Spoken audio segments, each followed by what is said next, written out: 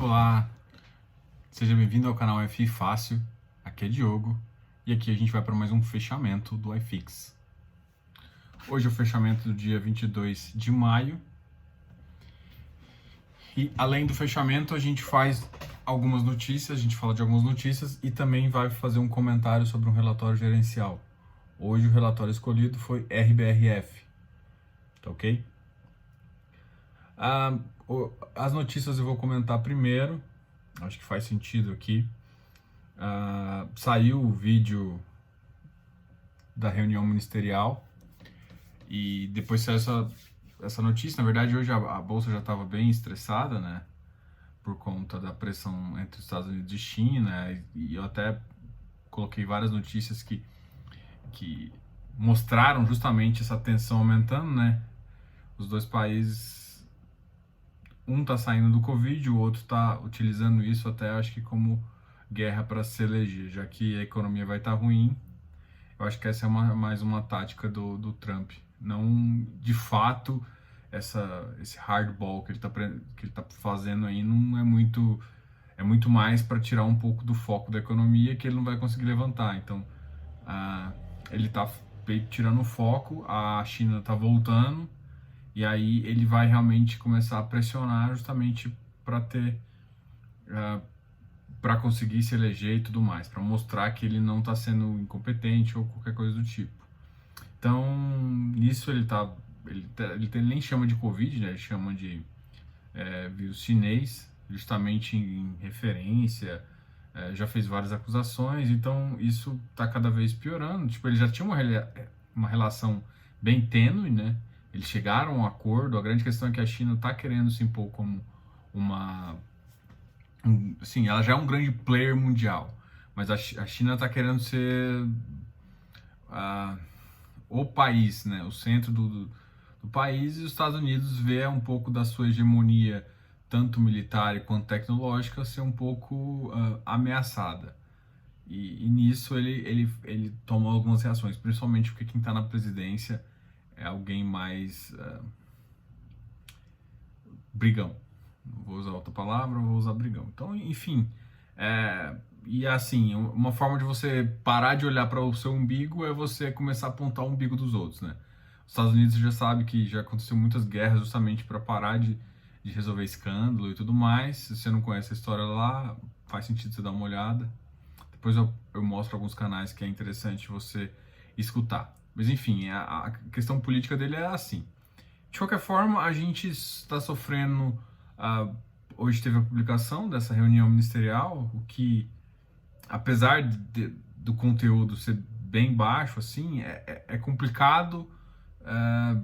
A gente tem que ter um certo nível, sei lá, a minha preocupação é assim, a gente tem que ter um certo nível de respaldo. Mas uma reunião ministerial não deveria ser divulgada do fato, não porque eu não concordo com um monte de coisa que está acontecendo lá, mas vamos dizer, santidade, mas pela preservação do executivo, tá? Então, tem muita... Se vocês sabem, por exemplo, se a gente fizer uma reuniãozinha de bar, que pareceu... Essa reunião ministerial parece uma reuniãozinha de bar, onde você começa a falar besteira dos outros, e isso é divulgado, às vezes você exagera, você fala mal, entendeu? Eu não tô querendo justificar o que ele tá falando lá, não, nem um pouquinho, mas eu acho que preservar em isso seja qualquer presidente aí. Eu não gosto disso porque justamente quando você faz isso, foi o que o Moro, na verdade, fez na época que ele divulgou o áudio do Temer, né? Não foi uma decisão muito pensada, sei lá. Mas não vai investigar, então deixa o pessoal julgar, deixa a população julgar. Eu entendo que a gente tem uma relação também bem complicada com o nosso Supremo, que na verdade ele é muito mais político do que técnico, né? É um Supremo por pura indicação, e aí vira um jabuti em árvore. Se você não sabe o que é jabuti em árvore, você pergunta, o jabuti sobe em árvore? Não, né? Alguém botou ele lá.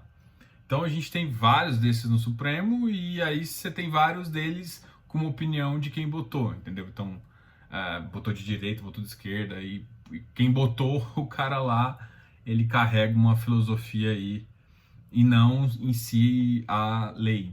a legislação, a Constituição como conduta. Eles têm conduta política no Supremo. E isso não vai mudar por conta do tipo de escola que a gente tem, mas, enfim, é o que a gente tá vendo aí. Então, isso daí preocupa um pouco, né?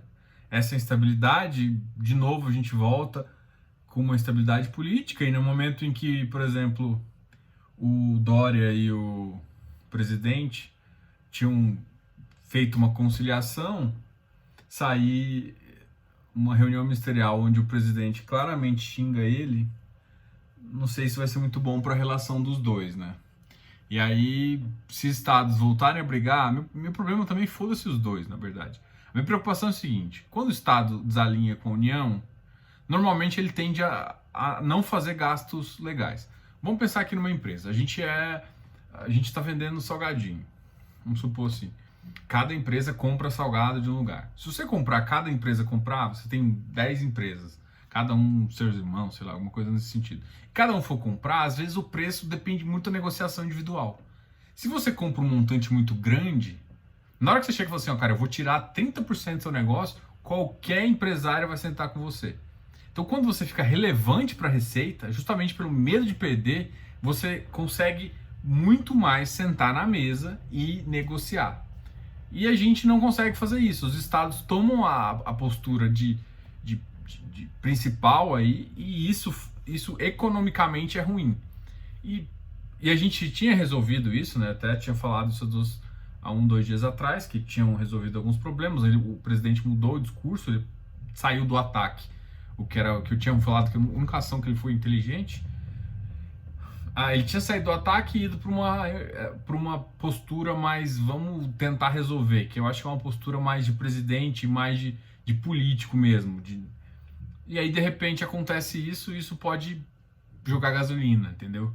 Então, esse é um receio que traz muita incoerência aí, tá? E muita insegurança para o mercado de novo. Pô, eu quero falar de economia, não quero falar disso, mas você simplesmente vai tomar um valor alto de bolsa agora? Bom, independente disso, a bolsa teve um movimento todo, hoje ela fechou em baixa, né? Mas em compensação, o IFIX teve uma alta de 0,48%, o que é bem positivo, né? Então, hoje em dia, o iFix, ele tá meio, como eu comentei já várias vezes, ele tá meio focado ali no fluxo de caixa dos FIIs, né? O que faz sentido. Tá tendo uma pressão muito grande por conta da Selic baixa, as pessoas a tomarem mais risco, né? Se você começa a conversar ali num bar, hoje em dia a FI virou uma conversa de bar já. Investimentos e fundos começou a virar conversa de bar. O que antes era restrito ao escritório, quando você estava querendo falar sério. Então, além da política, a gente tem a parte de finanças aí também sendo conversa de bar, o que é importante para a gente conseguir conversar. Mas, da mesma forma que às vezes não é levado a sério a política, não é levado a sério as finanças, e a pessoa compra não porque ela entendeu, porque ela recebeu uma diquinha, porque ela tomou alguma decisão assim, nossa, o dividend yield dele ficou alto, nossa, ele tá pagando tanto, e esquece que yield é consequência, o que vale é o ativo, o yield é consequência do resultado de caixa. É isso que todo mundo tem que ter na cabeça, entendeu? Então não adianta você olhar para o resultado, pode ser um resultado não recorrente, e você vai tomar isso como verdade. Então as pessoas ainda não entenderam como analisar, né? Esse é um dos papéis que eu tô aqui, né? Como educador financeiro, e faz sentido eu ajudar vocês a passar por isso mais fácil. E aí, nesse sentido, eu vou começar a falar do RBRF. Mas antes disso, a gente vai fazer o fechamento mesmo, conversando dos ativos que tiveram melhor desempenho e pior desempenho.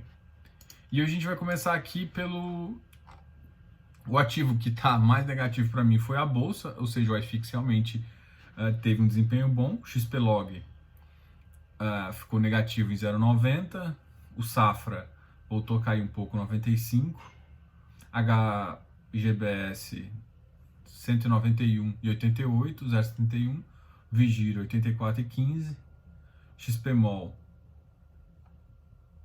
primeiro é XPlog, né? Tá? Agora o XPMOL 90,50.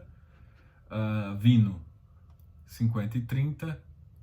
Com uma baixa de menos 40, né? Esses aqui foram os que tiveram um desempenho mais negativo. Cara, isso aqui não tem nada que chame muita atenção.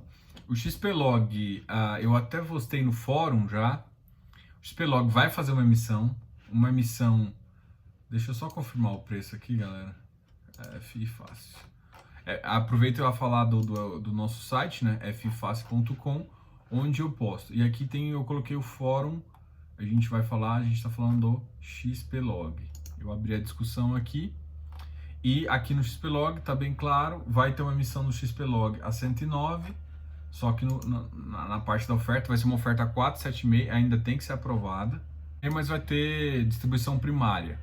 Então ela vai ficar por volta de 113 e tudo mais. Então é normal que o XPlog agora, principalmente se passar isso, que ele começa a fazer o pessoal começa a tirar um pouco de ativo até para poder comprar. Só que tem que lembrar que quando ela for aprovada e for publicado, aí sim você tem o direito de preferência. Antes você não tem. Então tem que tomar cuidado para você não sair vendendo. Mas você pode vender agora, esperar abaixo e comprar lá, sem até participar de uma oferta. Então você tem várias entradas que dão, mas isso tem que pressupor que vai no preço da oferta. É uma grande possibilidade até poder ser abaixo da oferta, porque o mercado não está tão líquido, né? O número de negociações diminuiu frente aos outros anos, frente a principalmente 2019, o que é normal, apesar de vir mais pessoas, mas quem tem a carteira não está fazendo muito giro. Então o XPlog. Então o XPlog deve ter uma queda justamente para voltar para o preço da subscrição. É um ativo bom, tá performando bem. Os shoppings, não, os galpões logísticos têm performado bem. Inclusive ontem eu comentei sobre uma notícia no Infomoney, né, sobre o que os gestores, uma pesquisa que a XP fez com os gestores, a opinião deles, quem são os setores que podem performar melhor, como é que está a visão dele em relação às lajes corporativas. Se não viu, checa lá no vídeo anterior. Além disso, agora a gente vai para os ativos positivos, tá?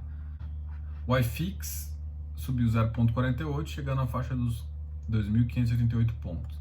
Eu vou avaliar só os que estão na frente do iFix. Na verdade, vou avaliar só quem está com a mais de 1% aí. O RBVA, HSML, Aliança está com 1,21% de alta. VGIP 1,57, chegando à faixa 9,50. BBPO 1,80. HGFF praticamente 88, 1,88%. A KNHY 108. Deixa eu dar uma olhada no Canip só para comparar. 111. O Canip já está no IPCA mais...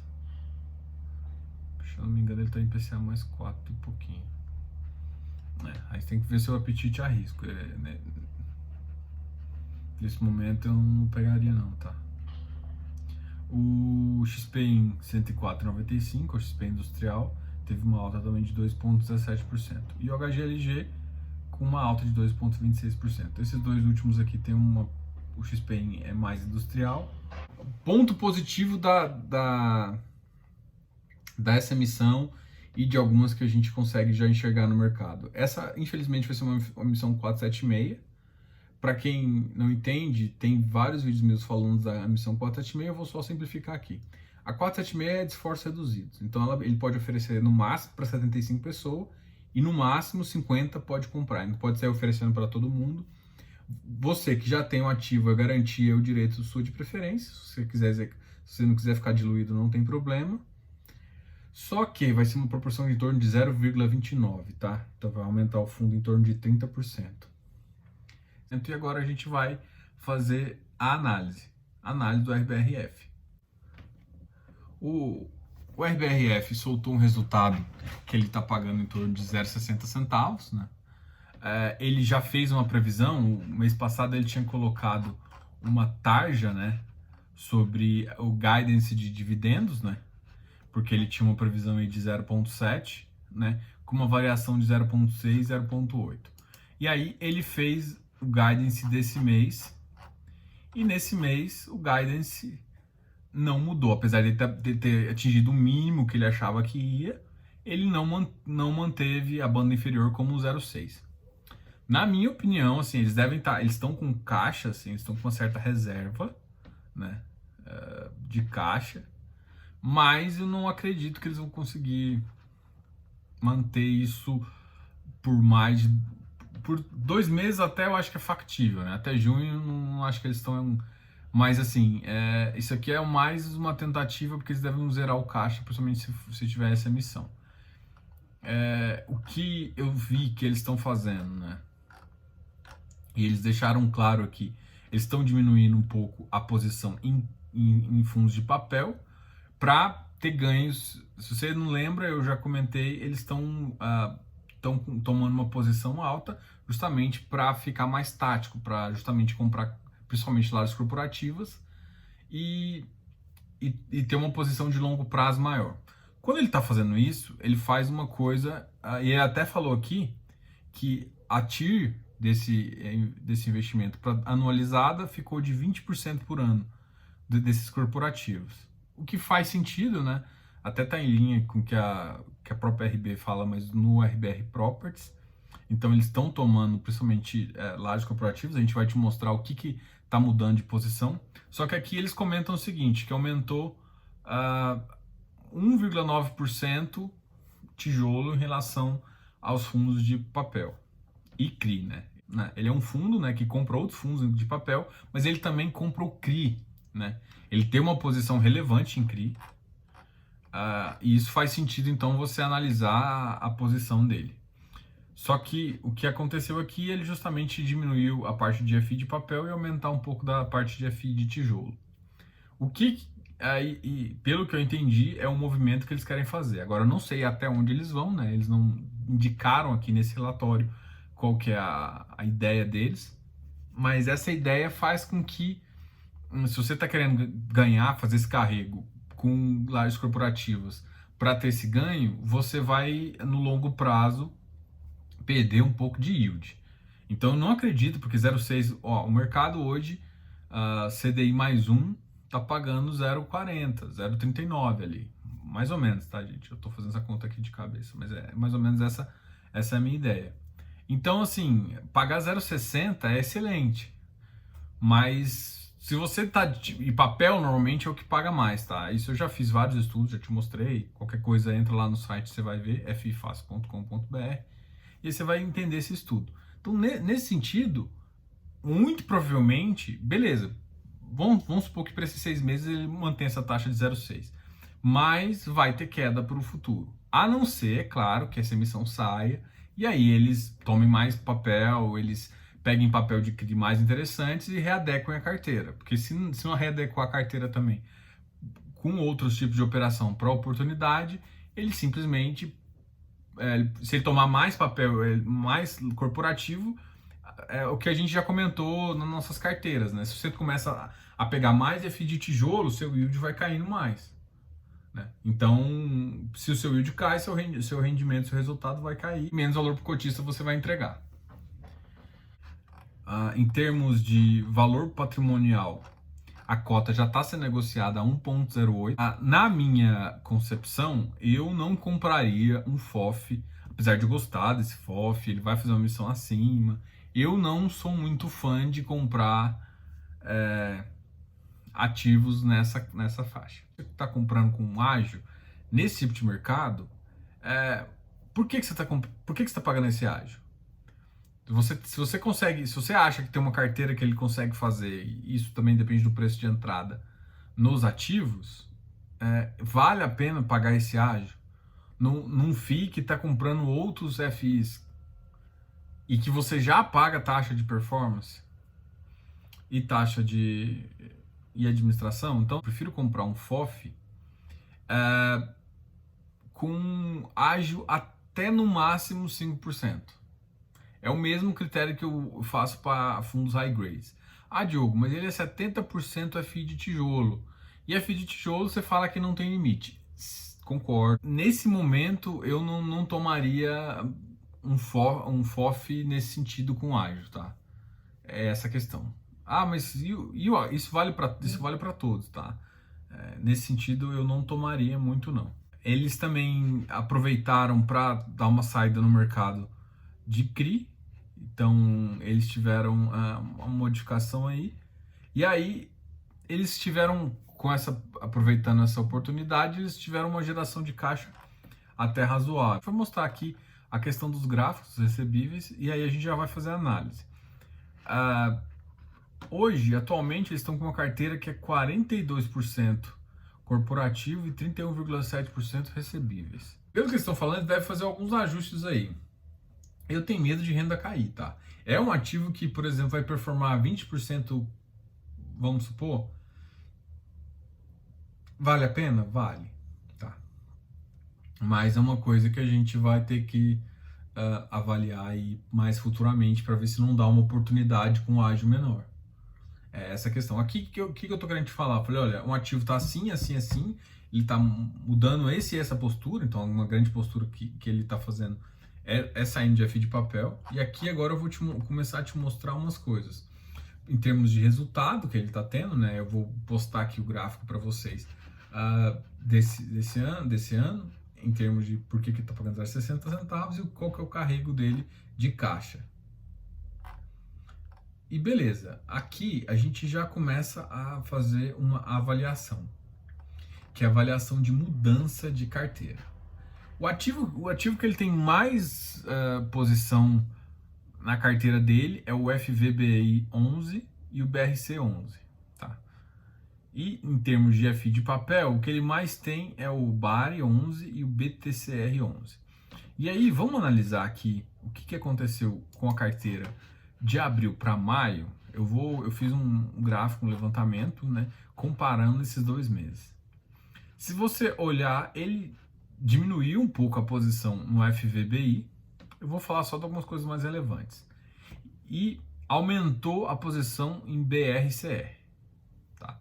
Isso foi com os 2 primeiros, ele tomou isso.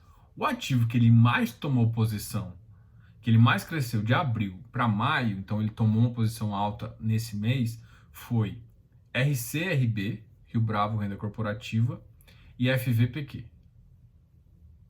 Tá? Então esses 2 ele tomou, sendo que no Rio Bravo Renda Corporativa ele aumentou em 38,7% a posição em relação ao mês anterior. Para mim essa posição foi muito relevante, tá? Então é um ativo que aparentemente eles estão de olho. Então se você quiser, para você analisar o FOF, você tem que analisar a carteira de que ele está fazendo. E o que ele está fazendo, quem que ele está comprando. Então, vamos lá, deixa eu te explicar como que eu estou analisando o FOF. Eu estou vendo o que a gestora está falando, em termos, aí eu analiso aquela mini DRE que ele fala. Nessa mini DRE eu consigo ver o resultado. E na mini DRE, o que eu vejo na mini DRE? Só te explicar aqui. Na mini DRE, eu vejo 2 coisas relevantes. O rendimento, o ganho de capital, o CRI e a liquidez. Então, o que ele está ganhando com o CRI? O que ele está ganhando com a liquidez? Normalmente, o ganho com a liquidez é sempre muito baixo. O que ele faz com o ganho de capital? E o que ele está fazendo em termos de rendimento? Tudo isso analisado, você vê que o rendimento está caindo. O que eles estão fazendo? Então, o que ele teve e aí é relativo para mim aos meses anteriores, e por isso que eles estão falando que vão conseguir garantir o caixa. Eles estão com caixa porque fizeram um ganho de capital. Eles não fizeram um ganho de capital em termos comparativamente com o FOF tão relevante. O FOF, você lembra quando eu analisei, eu lembro que ele estava 8 milhões e 12. A gente tem que voltar lá, mas era mais ou menos isso que na minha cabeça. Então teve um ganho de capital de 1,5 vezes maior que normalmente o rendimento tinha. Aqui teve na mesma faixa, aqui estão os 2 numa faixa igual, isso no mês anterior. Então, aqui que eu estou analisando aqui, olha, se eu não tiver ganho de capital e o meu rendimento está caindo, eu vou queimar a caixa, mas no futuro eu vou ter que começar a pagar menos. É essa análise que eu tenho aqui, entendeu? Então, beleza, eu garanto pelos próximos 2 meses esse 0,6, tá, mas ele tá garantido. Eu tenho medo disso um pouquinho, mas medo não no sentido assim, a maioria dos fundos fazem isso, tá? Eles fazem essa preservação de caixa, principalmente quando tem um ganho de capital, para definir aquele 6 meses regime caixa. E por que eles fazem isso também? Justamente para utilizar esse valor para distribuir melhor antes de uma emissão. E aí, depois da emissão, até fazer alocação, até se fazer isso. Tem que lembrar que depois de uma emissão, a tendência é o ativo demorar a ser alocado. E vamos supor que ele mantém essa estratégia que ele está fazendo, em alocar mais em corporativo. Eu não estou julgando a estratégia por enquanto. Eu estou só analisando. Se eu diminuir o CRI, diminuir essa postura de CRI, que é o que dá mais rendimento para você, significa que você vai ter menos renda, porque os corporativos normalmente pagam em torno de 0,4%, a maioria está pagando 0,4%, 0,42%. O máximo que eu vi foi 0,48%, enquanto os CRIs estão pagando 0,5%, 0,6%. Tá? Então, se você está perdendo uma faixa muito grande, que é a de CRI, tanto o CRI quanto o FI de CRI, se você está diminuindo essa posição ou você não vai deixar proporcional, o que vai acontecer justamente você vai diminuir seu rendimento, e aí pode chegar a 0,5%. E aí você tem que saber o que você quer. A primeira coisa, você quer rendimento ou você quer ganho de capital? Então, o que acontece aqui é que esse é um tipo de gestão ativa que você acaba recebendo o ganho de capital no seu rendimento, né? Enquanto quando você faz gestão ativa, você faz isso na venda, né? Aí você tem que pagar DARF e tudo mais. Quando ele faz, já está tudo embutido lá e ele te entrega só ao final. Então, nesse ponto, você tem que saber o que você quer. Tá? Então, é vantajoso para você se vocês falar assim, olha, eu topo ficar com fundo, se ele está com esse carrego maior de FI de tijolo, eu topo ficar com ele recebendo menos dividendo. Tá? E aí, às vezes, uma hora ou outra tem uma oportunidade maior, vamos supor assim, o mercado abre oportunidades e aí eles conseguem aproveitar, e eles aproveitando as oportunidades, pode ser que momentaneamente ele aumente. É isso que você quer e você tem que decidir mais ou menos o que você pensa. Então, como é que eu analiso o FOF? Eu vejo qual que é a tendência dele. Aqui ele normalmente ele fala bastante, olha, eu diminuí a posição de recebíveis em 1,9%. Galpão logístico ele diminuiu também. Para mim isso não foi muito assertivo. Eu não diminuiria a posição, mas ele pode estar diminuindo a posição agora para comprar um XPlog da vida, porque como eu já te falei, ela é uma 476, mas o gestor pode entrar. Então, para mim não faz sentido ele diminuir. Então, assim, na minha cabeça, assim, eu posso estar totalmente errado, porque não dá para prever o futuro, o que o gestor está pensando. Mas se eu fosse gestor dele, tivesse diminuindo em posição, poderia estar vendendo, por exemplo, o XPlog mesmo, e para tentar comprar no primário via uma 476, porque aí ele consegue fazer caixa e comprar. Então, é uma estratégia que eu usaria, por exemplo, e é bem inteligente, tá? Pode dar um ganho de capital aí, porque o XPlog ele tem se performado bem e o pessoal vai continuar comprando ele na faixa de 115, 116. Mesmo que isso já dá um ganho de capital relativamente bom para um fundo, né? Ele não precisa desfazer de todas as posições, né? Mas faz sentido aí para ele. Então, nesse sentido aqui, o corporativo está aumentando 3,1%, mas eu já tinha comentado isso com vocês. Ele diminuiu parte das outras posições e shopping ele está aumentando 0,4%.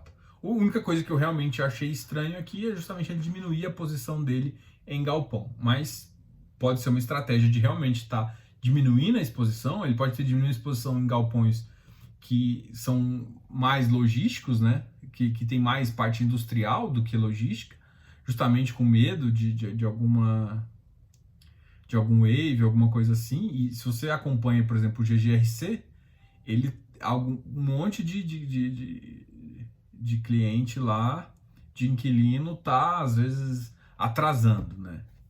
Então isso pode ter uma preocupação para um tipo determinado de cliente. Então essa é a mudança que ele está fazendo na carteira, né? E aí a gente já avaliou a mini DRE, avaliou o resultado. Eu estou falando aqui para vocês que mesmo esse 0,6 não deve ficar por muito tempo, porque depois daqui 2 meses a tendência é cair se ele confirmar essa posição maior em fundos, como eles fizeram com os ativos em termos de como eles fizeram com os ativos em termos de crescimento, né? Aí, da carteira de abril para de maio, e eu vou postar isso, que ficou bem legal essa análise, teve um crescimento, teve uma queda do FVBI, teve um aumento do BCI. E o que eles mais compraram foi o RCRB, eu acho que eu até já comentei com você, e o que eles mais saíram de posição foi TRNT11 e RBVA. Eles saíram dessa posição em torno de 38%.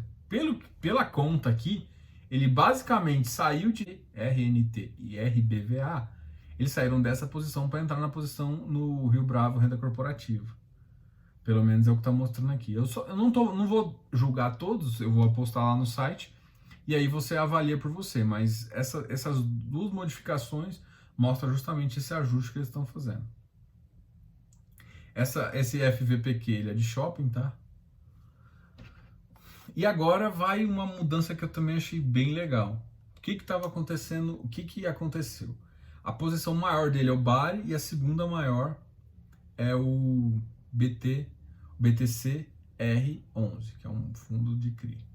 O que aconteceu? Ele diminuiu 7% no CRI, no BTC R11, e aumentou no BARI. E aí, por que eu falo que isso é bem legal, tá?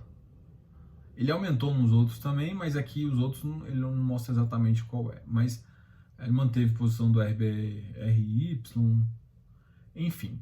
Nesses dois casos aqui, o BARI e o BTRC. E eu vou fazer questão de analisar, de mostrar a carteira deles para você, porque é o seguinte, o BARI, ele tem um perfil pulverizado. Deixa eu só achar você aqui, achei. O BARI, ele tem um perfil pulverizado, deixa eu só pegar o dado aqui para não falar, aqui ó, pulverizados, ele tem um perfil de 54%. Enquanto o BTRC, ele tem um perfil mais corporativo. Então o que está acontecendo é a gestão está preferindo tomar risco pulverizado do que risco corporativo. Diogo, eu não entendo muito o que é isso. Bom, uma carteira de CRI pulverizada é basicamente quando você tem, vamos supor que existe um apartamento ali, né? E aí uma incorporadora, ela vendeu todos os apartamentos, só que vão pagar esses apartamentos por mês. E ela não quer ficar com isso, ela faz uma securitização. Então, o recebíveis desse mês, dos meses, é justamente é uma das garantias, né? O lastro, os recebíveis que ela vai ter, vai utilizar para pagar a operação. Então, o que eu estou querendo falar?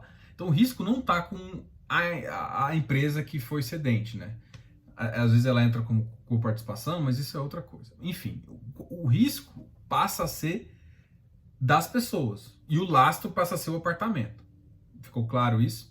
Beleza. Então, o risco é da pessoa não pagar. Então, em vez de eu ter a empresa como dívida dela, como eu tenho que ficar olhando o balanço e como a empresa tá, não são as pessoas. Então, se está pulverizado, e aí é uma análise que eu tava, na verdade eu tenho pensado nisso, eu vi ontem uma live da RBSEC com o Baroni, eu sugiro a todos que vejam, e basicamente eu fiquei pensando assim, cara, na minha cabeça, o CRI corporativo, ele funciona mais ou menos como um monoativo. Ou seja, se tem um CRI corporativo de um shopping que perdeu receita porque tá merda, você se ferrou. Então eles têm que dar um jeito de pagar você. E isso é bem complicado. Enquanto em relação a um CRI pulverizado, vamos supor, tem 200 pessoas lá, esse CRI é de 200 pessoas. Quantas pessoas realmente vão deixar de pagar? É suficiente para não pagar a PMT? Então, normalmente o que acontece é que mesmo... isso eu tenho acompanhado o mercado de crédito, isso eu tô falando, eu não tô falando com base no comercial, eu tenho olhado a parte de loteamento e a parte de multipropriedade, então o comercial eu tô usando como exemplo, mas não é exatamente o dado. Mas vamos supor que perda só perca 20%. Como você tem um lastro, uma LTV muito alta, o recebível vai estar ainda acima da PMT que o CRI tem que pagar, e assim, apesar de ter perdido recebíveis, ele não teve que dar, por exemplo, o cara não perdeu toda a renda igual o shopping. entendeu? Então, o que está mudando na minha cabeça, o perfil é que vai ter mais apetite para pulverizado. Qual que é o problema do pulverizado? É justamente a execução da garantia. E isso, por isso que eu tô falando para vocês verem a live lá, que eles estavam comentando sobre isso. Mas assim, na minha concepção, isso não foi falado lá em si, mas é o que eu analisei, tá? E pelo que eu conheço desse mercado de crédito, o que tá na minha cabeça é que faz mais sentido você tá com o CRI pulverizado agora, independente, eu não tô falando se é múltipla prioridade, eu tô botando tudo isso numa tacada só. E depois tem que separar para entender qual que é de melhor qualidade, tá? Mas numa tacada só, como o risco tá na pessoa, no geral, se for, por exemplo, um prédio de alto padrão e for pessoas de alto padrão, o risco é muito menor. E assim, muito menos pessoas vão deixar de pagar. E isso você consegue até enxergar. Então é uma tendência que pode ser que o mercado tá fazendo isso, ou ele tá achando realmente que o que? Mas eu tô falando que ele saiu de um ativo que era mais corporativo para um ativo que era mais pulverizado. Na minha cabeça faz sentido, tá? Na minha cabeça faz sentido. Porque eu gosto de. Eu tenho posições. As minhas posições maiores são em pulverizado. Eu justamente acho uma vantagem ter essa dívida entre vários mini players, que são as pessoas mesmo. Porque, beleza, vai ser afetado, mas vamos supor que seja afetado 30% da renda. Então, se eu jogo isso para as pessoas, 30% vai ser afetado fudido. Mas 70% paga mais PMT, às vezes 60% paga mais PMT, às vezes 50% ainda. E se eu ainda mantive, mesmo caindo um pouquinho, ainda tá tranquilo. Enquanto um corporativo, se eu, por exemplo, é um segmento de hotel, que tem muito CRI de hotel e shopping, cara, fudeu, meu irmão. Por exemplo, tem uns de galpão logístico. Os galpões logísticos não pararam, né? Ou tanto o industrial quanto o para e-commerce, o para mexer, não pararam. Então, isso eles podem ter problemas financeiramente por conta de alguma outra questão, mas no geral não tem tanto risco de travar a receita. Mas os outros têm. Então, no CRI corporativo, você fica, que o pessoal até chama de CRI Venture aí, fica muito bitolado como se fosse, para mim, na minha cabeça, eu comparo ele com monoativo. Então, se o setor em si ficar ruim, fudeu. Pulverizado, vamos pegar uma loja de varejo, vamos supor que você tenha um CRI de uma C&A da vida. A C&A perdeu a renda toda, você ferrou. Como é que ele vai pagar? Ele vai ter que ficar gastando caixa, tentar pegar empréstimo para pagar, e vai ter que fazer um monte de jogada para tentar te pagar, e vai pedir um monte de coisa. Em compensação, se é um shopping, você tem várias. Eu estou comparando para explicar o que é corporativo, que é uma dívida só, e o que é pulverizado, que seria várias lojinhas lá, e cada uma, tipo assim, uma não conseguiu pagar, mas tem uma farmáciazinha, então, tipo, sei lá, 30% não conseguiu te pagar, ou 50% não pode te pagar, mas você pode conseguir ainda pagar PMT. Enquanto esse cara aqui corporativo desse ramo aqui, em específico, se ferrou. Só uma análise de crédito aí, eu tô viajando, mas eu achei bem interessante essa mudança de perfil da RBR nessa carteira de papel deles. E eu também já comentei dos de tijolo também, aumentando a posição no RBVA. Entendeu? Então, assim, eu gosto dessa postura da RB, eu acho bem interessante aí. Eu não tomaria agora a posição, né? Sim. Vale aí a análise da carteira que eu fiz para vocês e qualquer dúvida vocês conversam comigo aí. Esse aqui vídeo ficou bem grande aí, eu acabei me empolgando principalmente na parte de crédito. Eu tenho feito vários estudos aí. Não passou o pior da crise, né? Na verdade, eu sempre comento em relação, principalmente vamos supor que mesmo que as lojas voltem, né? Não significa que a receita voltar, então as empresas ainda podem ter problemas de caixa, entendeu? Então não significa que, mesmo que ela tenha uma receita, se a receita não vai voltar a 100%, porque as pessoas não estão saindo na rua, não estão comprando, por exemplo, como bares e tudo não está aberto ainda, então tem lojas que estão com uma receita bem reduzida, ou quase nula. Então, assim, mesmo voltando, vai demorar a pegar aquele gás. E nisso, as contas estão vindo, né? A PMT está ali tendo que pagar.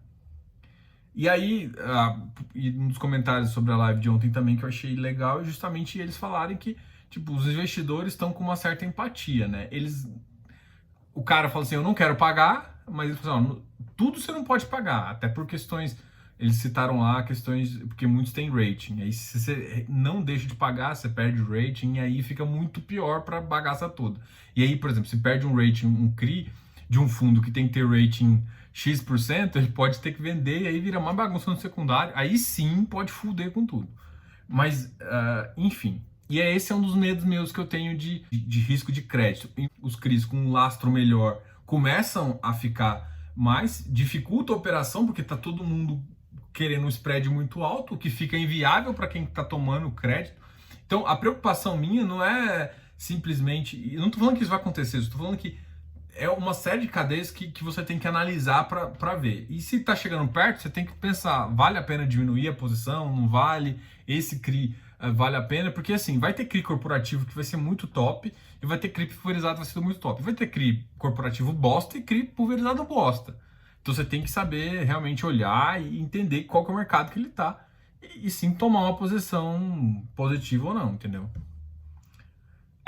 Vai ter uma live também com o pessoal da Convest, que é uma service, a gente precisa entender mais de crédito. Tem uma outra live também que a gente vai fazer, que é a seguinte, com o pessoal do Papo de Imobiliário. A gente vai falar um pouco de CRI e a gente vai fazer uma análise de crédito. Justamente, eu vou falar um pouco de CRI, eles vão falar da parte legal, né, de garantias. Pessoal, lembra-se de se inscrever aqui no canal, de ativar os sininhos, fazer comentário. Gente, me dá opinião sobre esse vídeo, o que vocês acharam da análise. Essa análise vai estar no site, tá? E assim que a gente conversar, eu espero vocês. Bom final de semana. Até mais, Diogo, canal F Fácil.